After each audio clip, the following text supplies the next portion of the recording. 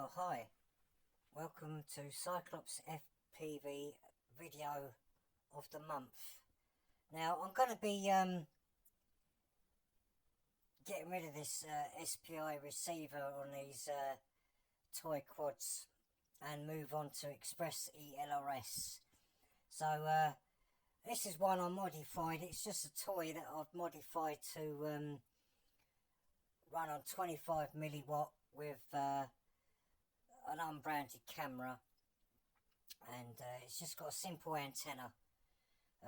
It's just a piece of wire really, but the transmitter, which is a Beta FPV transmitter, 80 milliwatts, I souped it up by getting rid of the panel and antennas and fitted like a dipole antenna. I had to modify the body a little bit, and this is the result. It's not bad for what it is. It's quite simple really, but I've got 400 meters out of it, and it's okay.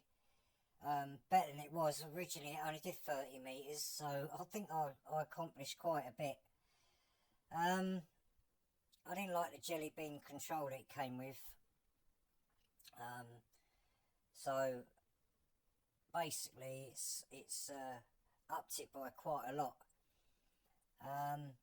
But yeah, I'm going to be moving on to ExpressLRS, and I'm going to be converting all my quads to that as well. I will be doing a review on the Jumper T-Lite V2 and the Mobula 7, and I'll show you how I bound that and all this, and to get it working. This is where I work. It's a cemetery. I just sort of flying it around. I've used this quad quite a while. This is really it's a whoop. It's a 75mm whoop that I've just sort of converted to fly, you know, sort of like not long range, but longer range than normal. And it's a bit of a toy really, but it's good. I use it as my exploring quad. That's why I fly around the trees and all that. But I mean, it's old hat now, all this. It's time to move on to something else. All these receivers and that, they're okay until you go behind an object or behind a load of trees or stuff like that, and you know, it's just ExpressLRS is the way to go now. You can kid yourself all you want, but eventually you know you're going to be using it. A lot of people have transformed over to it, and it makes this sort of thing unthinkable. You know, you could do this and go a lot further rather than keeping close by. But as you can see, this ain't doing bad, and this camera is only a generic camera that I found. In fact, I bought two of them when I found out how good they were. I bought a couple of them, and they're both. One's got Maker Fire written on them, the other one didn't have anything written on them, but they're both the same camera. But this is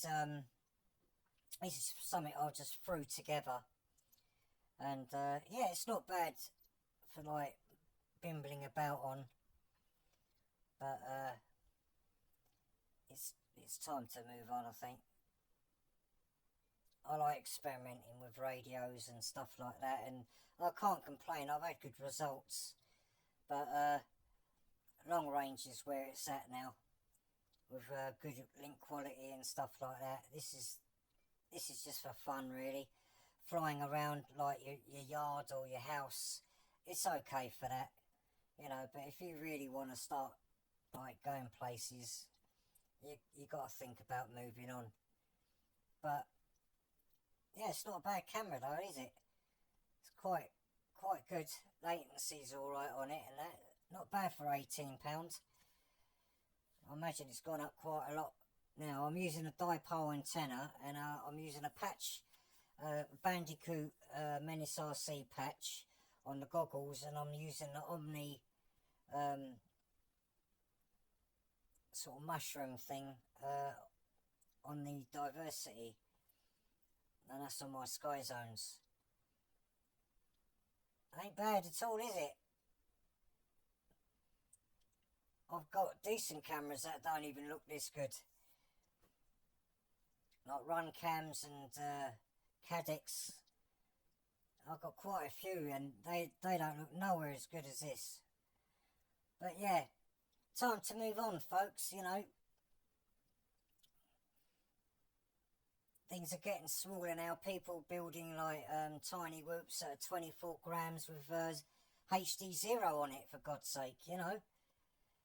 So with ExpressLRS on it. So yeah, I think I'll have to join the clan and move on.